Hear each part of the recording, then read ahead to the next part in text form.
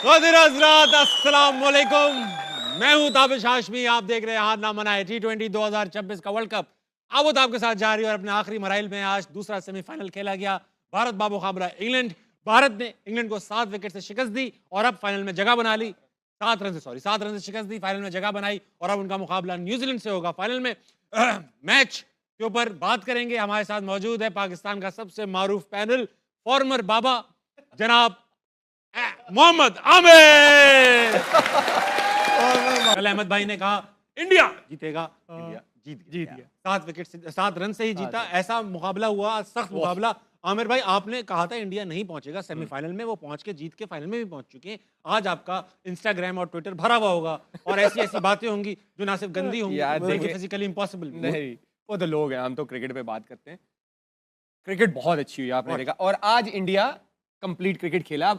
बाकी इनके सारे मैच देख लें, ऐसी पूरे टूर्नामेंट वो क्रिकेट नहीं खेला, राइट। वो अच्छी क्रिकेट खेले और जितना उनको क्रेडिट बनता है कम है। लेकिन आई थिंक मैंने प्रेडिक्ट अच्छी की थी टीम, क्योंकि इंग्लैंड अब कैच तो मेरे हाथ में तो नहीं है ना कि कैच छोड़ दो। अब एक इनफॉर्म बैट्समैन का कैच छोड़ेंगे जब वो 15 पे खेल रहे हैं, उसने 35 बॉलों पे 90 कर दिए, तो फिर यही डिफरेंस पड़ता है ना। और आप देख ले, आप 7 रन से हारे हैं।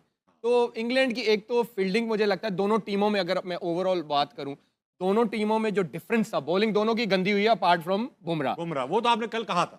तो एक तो हैरी ब्रूक ने जो कैच छोड़ा इनफॉर्म बैट्समैन को, जो अक्षर पटेल ने पकड़े 2 कैच। हैरी ब्रूक और विल जैक्स जिस तरह खेल रहे थे, अगर वो कैच वहां पे ना होता, ये 1 ओवर पहले चेज होना था। ये मैं आपको बता रहा हूँ। अगर क्या नाम है उसका यार, आर्चर वो आके एंड पे 3 छक्के मार सकता है, और जिस तरह विल जैक्स खेल रहा था आराम से जीते। लेकिन आई थिंक क्रेडिट जितना इंडिया को देना चाहिए वो कम है, क्योंकि वो कंप्लीट क्रिकेट। लेकिन राशिद भाई, इस बात पे कहूंगा अगर ना मगर नहीं, बड़ी अच्छी बात किया। मतलब ये कि मुझे तो मिसगाइड इन्होंने किया। आप इनकी उसमें चले गए। मैं तो इधर जा रहा था। हमें हैरी ब्रूक ने किया है, हैरी ब्रूक ने किया ना। बाबा का खिताब इनको मिला हुआ है। जी, अभी ना थ्रिलिंग मोमेंट्स का वक्त है, इसी कैचेस पे बात होगी। Thrilling moments these are brought to you by house of Noorpur. आइए देखते हैं, एक ही दिखा सकते हैं लेकिन बहुत ही कमाल कैच पकड़ा अक्षर पटेल। आप अहमद शहजाद, कल आपने इंडिया का नाम लिया था जब आपसे प्रेडिक्शंस ली गई, आपका क्या अंदाजा था जबकि इंग्लैंड अच्छा खेल रही? नहीं, दोनों की प्रेडिक्शंस अच्छी थी। बड़ा क्लोज मैच हुआ है, कोई भी जीत सकता था। इवेंचुअली थोड़ा सा ये होता है कि इसमें फेवरेटिज्म आ जाता है कि भारत का जो इंफ्रास्ट्रक्चर है वो इस तरह का है कि they are built for these sort of stages. उन्होंने उन IPL से उनको बहुत फ़ायदा हुआ है। जिस तरह वो प्रेशर को एब्जॉर्ब करते हैं ना, जो इंडिविजुअल्स हैं, और क्रंच मोमेंट्स को जो अपनी तरफ लेके आते हैं, दैट इज़ फिनोमिनल। 200 पे खेल रहे थे, जोफ्रा आर्चर का ओवर था। उनको पता है कि विकेट अच्छी है, इंग्लैंड की बड़ी बैटिंग लाइन है, वो 250 तक जाना था, उन्होंने पूरा प्लान था। और उसके बाद जो सारी, तो संजू की भी बात कर दी, फिनोमिनल प्लेयर है, बहुत ज़बरदस्त क्रिकेट खेल रहा है, बड़े मैचेस के अंदर परफॉर्मेंस कर रहा है, बहुत अच्छे। लेकिन जो एंड वाले प्लेयर भी हैं, तिलक वर्मा की अगर आप बात करेंगे, तो जब जोफ्रा आर्चर का ओवर आया है, उसको पता था कि ये 2 फील्डर ऊपर हैं और ये यॉर्कर मारेगा विकेट के ऊपर। प्री मेडिटेट वो पीछे हुआ, अच्छी पोजीशन में रह के उसने यॉर्कर को फुल टॉस बना के उसमें छिक्का लिया। It was a very very good shot. फिर उसको पता था कि यहाँ से अब मैंने इसको छिक्का मार दिया है, आर्चर बड़ा बॉलर है, अब ये मुझे या स्लो करेगा या शॉर्ट करेगा। वो रेडी था, उस पोजीशन में था, उसने अगली बॉल पे फिर उठा के छिक्का। So these are the moment. और वो एक ना, वो बहुत इंपॉर्टेंट मोमेंट था। अगर वो 250 पे फिनिश ना करते, देख ले 7 रन से हारे। अगर थोड़ा सा हम होते तो शायद होता ही है कि यार 225 भी कर लिया, चलो बट ठीक है, बॉलिंग पे डाल देंगे। नहीं, उन्होंने एंड तक, उन्हें पता था कि हमने कुछ छोड़ना ही नहीं है, उनकी इतनी एबिलिटी है कि वो चेस कर सकते हैं। फिर आप ये देखें कि बुमराह का जो फैक्टर है बहुत बड़ा फैक्टर है। उसने अंडर प्रेशर जो आज भी उसने अपने स्किल की एग्जीक्यूशन की है। 6 स्कोर देना सेकंड लास्ट ओवर के अंदर या थर्ड लास्ट ओवर के अंदर, मैच एक साइड 38 रह गया था। अब सेकंड लास्ट ओवर सबसे इंपॉर्टेंट ओवर होता है मैच का, वो आ गया उसके पास, पांड्या के पास। वो मेक और ब्रेक था। पहली बॉल पे उसको छिक्का पड़ा, यॉर्कर मारने गया, एग्जीक्यूशन में फ्लॉ है, बड़ा जबरदस्त उसने छिक्का मारा। उसके बाद वो 5 बॉल जो अगले उसने किए, उसको पता था कि यॉर्कर तो वो नेल नहीं कर सकता, लेकिन उसके बाद जो सबसे मुश्किल बॉल होता है वो लो फुल टॉस को पुट अवे करना होता है। वो लो फुल टॉस करता गया, लेकिन उसने जो है ना कोई शॉर्ट बॉल या स्लो बॉल या बाउंसर करने की ट्राई नहीं की। वो 9 रन पे जो उसने ओवर निकाला और आखिरी ओवर में बड़ा ज्यादा स्कोर रह गया था, वहीं से उसने गेम फिनिश किया। और दुबे का एक ओवर, क्योंकि हमने पहले भी कहा था कि उनका एक वीक लिंक है, दुबे को उन्होंने निकालना है, वो आज भी इतने स्कोर थे कि बच गया। ऑल इन ऑल मैंने आपको ये भी कल बोला था कि बड़ी टीमें जो होती हैं वो राइट मोमेंट पे पीक करती हैं and India is peeking on a very very right time. 19th over था ना, जैसे बात की, ये बहुत इंपॉर्टेंट था। यहाँ पे अगर 15 रन बन जाते तो 22-23 रन रह जाते, और वो हो जाना था। वो हो जाने थे। डूबे करते हैं अक्षर पटेल और करते। ब्रूक्स के आज 2 ब्लंडर्स हैं। हाँ। एक जो उसने कैच छोड़ा और एक आखिरी ओवर उसने जैक से करवा दिया। Yep. हाँ, ये दो ब्लंडर, पांड्या खेल रहे हैं और तुमने ऑफ स्पिनर को बॉलिंग करवा दिया है। ये दो ब्लंडर हो गए। हालांकि उसका पड़ा हुआ था किसका, ओवरटन ओवरटन का एक over ओवर था। पड़ा हुआ था, लेकिन वो ऑफ स्पिनर को ले आया पांड्या के सामने आखिरी ओवर में। उसमें 18-19 हुआ है। लेकिन फिर भी you have to kill it, nail it. Pandya ने जिस तरह उस ओवर का फायदा उठाया है, सिंगल भी रिजेक्ट किया, जब वो खड़ा हुआ था इट वाज शोइंग कि इज कॉन्फिडेंट। हालांकि परफॉर्मेंस नहीं आई हुई थी, लेकिन it's a calibre of a player. जब हम बात करते हैं ना इंडियन प्लेयर्स की, वो यही करते हैं कि वो डिफरेंट पेडिग्री है, अंडर प्रेशर क्रंच मोमेंट्स को किस तरह अपने पास खींचना है दोनों। हाँ, इंग्लैंड ने बड़ा मुकाबला किया। बैथल ने जिस तरह से बैटिंग की, क्या outstanding सिंगल हैंडेडली Yes. पूरे सबको लेके चला था हाथ में। Yes. अगर सैम करन ये young थोड़ा लड़का सा है। साथ Yes. दे देता, थोड़ा सा, तो ये लेके भी जा सकते हैं। Outstanding batting. बहुत कड़क सेमीफाइनल हुआ, जैसा बहुत, बनता था। Last Yeah. टाइम के सेमीफाइनल की तरह नहीं हुआ, न्यूजीलैंड साउथ अफ्रीका वाले में वन साइडेड। तो आबिश भाई, बेथल ये जो है, ये क्या टैलेंटेड प्लेयर है आमिर यार। इसकी काउंटी में परफॉर्मेंस यू नो आप देखो तो सही कि वो किस कैलिबर का मिडिल ऑर्डर है, राइट। एंड तक इतने बड़े चेज में हमें ये नहीं पता था कि कौन सी टीम जीत रही है।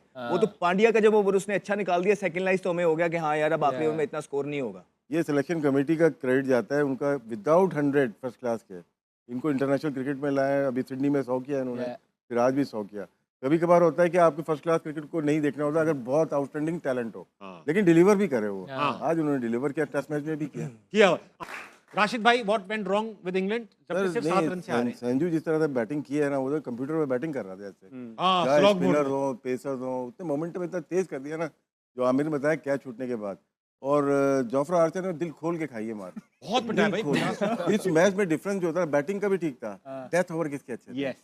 अर्शदीप और बुमराह ने गेम को 17-18 बल्कि 16-17-18 वो ओवर लास्ट मैच में भी खींच के वापस लाए थे, वो वरना वापस नहीं- लेके आए। लेकिन संजू देखिए विकेट कीपिंग भी खामोशी से करके चला गया, पता भी नहीं चला। बात नहीं की। इतना जबरदस्त कंपोज प्लेयर, इतना काम, बैटिंग, पूरी बैटिंग का मोमेंटम जो बनाया, वो बनाया सेमीफाइनल और फाइनल का। मेरे ख्याल से मैन ऑफ द टूर्नामेंट भी वही होना चाहिए। संजू बिल्कुल, जिस तरह से उसने क्रिकेट खेली है, उसने सबको ही हैरान कर दिया। और क्रेडिट जाता है इंडियन जो मैनेजमेंट है कि उस पर कितना ट्रस्ट किया है, फ्लॉप होने के बाद भी ट्रस्ट किया और उसने भी डिलीवर जिस तरह से अच्छा, किया है। संजू सैमसन ने आज मैच प्रेजेंटेशन में कहा कि ये man of the match Bumrah deserve करते हैं। और अच्छी बड़ी बात। ऐसी विकेट पे। आमिर भाई, आपकी सारी ये प्रेडिक्शन तो खराब हो गई, मगर अभिषेक शर्मा के बारे में जो आप कह पड़े हैं, आप खा गए जवान लड़का। नहीं, वो बेचारा आज भी खा साथ गया बोला ये, हुआ। खा गया। नहीं यार, देखिए मैं सीरीज में और एक आईसीसी के इवेंट्स में ना जमीन आसमान का फर्क होता है। सीरीज में टीमें उस तरह शायद फोकस नहीं करती, वो कहती ठीक है इस सीरीज में हमने प्लेयर्स निकालने हैं, वो उस तरह का उनका फोकस होता है, वो उस तरह शायद प्लेयरों को मार्क नहीं करते। Agreed. लेकिन जब आप आईसीसी इवेंट्स में आते हो ना, हर टीम जब जिसके साथ खेलना होता है वो हर प्लेयर को मार्क करते हैं, और सबको पता चल गया कि अभिषेक शर्मा का स्ट्रॉन्ग एरिया कौन सा है और वीक जोन कौन सा। आप देख लें, ऑफ स्पिनर से भी वो फंसते हैं, जब वो फास्ट बॉलर आता है वो बॉडी में जब तक उनको बॉल करते रहते हैं वो स्ट्रगल करते हैं।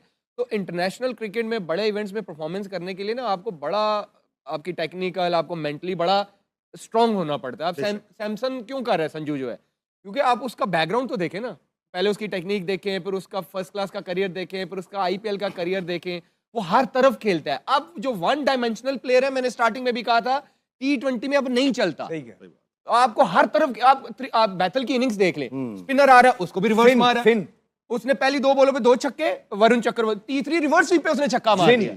पिन भी पकड़ा जाएगा मुझे लगता है। फिन खेलता है हर तरफ, नहीं, लेकिन हर तरफ तो शॉट मारता है मारता ना, है, हर ये तरफ नहीं कि मारता एक है। दो शॉटों पे। अब आपको वन डायमेंशनल प्लेयर जो है ना वो नहीं चल सकते क्रिकेट में, अब आपको हर तरफ खेलना पड़ता है। 360 प्लेयर्स चले। आपको चाहिए, वो चाहिए।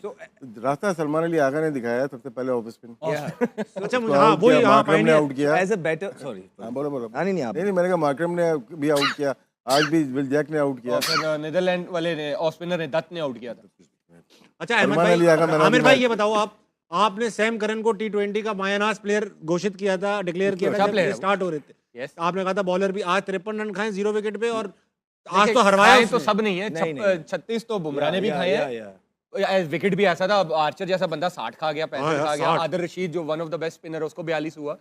सैम करन की अगर आप ओवरऑल परफॉर्मेंसेस देखें, जहां भी वो जाता है वो परफॉर्म करता है, ये कोई तुक्के से नहीं होता। वो जिस लीग में खेलता है परफॉर्म करता है, इंग्लैंड से खेल रहा है परफॉर्म कर रहा है, तो प्लेयर तो वो है। आज इसमें तो नंबर कोई नीचे हो गया था थोड़ा सा। अच्छा, मुझे एक चीज़ बताएं राशिद भाई, कि ये जो इन्होंने अभी जिक्र छेड़ा कि आईपीएल का बड़ा इम्पैक्ट पड़ा इंडियन क्रिकेट पे, आप जब भी जिक्र करते हैं पीएसएल का, तो हमें बिल्कुल उल्टा लगता है कि आप कहते हैं कभी इस्लामाबाद यूनाइटेड का इन्फ्लुएंस है, कभी फलां चीज़ का है, कभी पीएसएल देखकर ही प्लेयर आए जा रहे हैं। उनको क्यों पॉजिटिव इम्पैक्ट पड़ रहा है, हमारे यहाँ क्यों अच्छा इम्पैक्ट नहीं पड़ पा रहा? ये जवाब उसमें दीजिए। मेरे ख्याल से एक तो स्ट्रक्चर बहुत अच्छा है। 2 महीने के लिए नहीं आती आईपीएल। मुंबई इंडियंस 12 महीने रहती है। मेरी किरण मौर्य से बात हो रही थी, वो मुंबई इंडियंस के लिए नीचे काम करते हैं। वो सारा साल प्लेयर्स को ढूंढते हैं। जब जॉन राइट इनके पास था, ये ढूंढ निकले थे, कुणाल पांड्या किसी को देखने के लिए गए थे, वहाँ पे अक्षर पटेल को देखने गए थे, वहाँ पे इनको हार्दिक पांड्या मिला और वहीं पे इनको जसप्रीत बुमराह मिला। गुजरात में मतलब अहमदाबाद में इनको मिले। तो क्या है, उनका हंटिंग का काम रहता है और पाथवे का इनका काम बीसीसीआई का अपना अलग चलता रहता है। लेकिन प्लेयर को आके ये बनाते हैं। जब आपने देखा ऑप्शन होता है कि 1 करोड़ में चला गया, वो पहले से सेटिंग होती है कि इनके पाथवे का प्लेयर है, इनके टैलेंट हंट का प्लेयर है, तो उसी में ही वो आ जाता है। तो उस पर काम हुआ होता है, वो अचानक से नहीं लेके आते। अचानक से नहीं तो आता। अचानक से नहीं आया, उसको बहुत देखिए ईशान किशन को भी लिया ना, लेकिन वो उन्होंने फर्स्ट क्लास की परफॉर्मेंस से आया। झारखंड से उठाया उन्होंने, फिर उसके बाद लिया। तो इस तरह से प्लेयर को डेवलप। अब उनका कोचिंग स्टाफ देख लें, अब वो इंडिया ही में सेटल हो गए सारे। बड़े बड़े जन वहीं पे रहते हैं, ये नहीं 1 महीने के लिए आए और चले गए। और वहाँ पे फिर प्रॉपर कोचिंग का सेटअप होता है। और अपने न्यूजीलैंड की हमने बात की थी, सीएसके में उनका फ्लेमिंग कोच था, विलियमसन वहाँ से खेल रहा था। तो जितने भी आने वाले प्लेयर्स थे वो ट्रेन वहीं पे होते थे चेन्नई में। तो जब भी उनके देखे स्पिनर्स तो क्यों अच्छा खेलते सही हैं। बात है। तो ये मेरे ख्याल से ज़्यादा अच्छा स्ट्रक्चर है, पूरा साल काम करते हैं।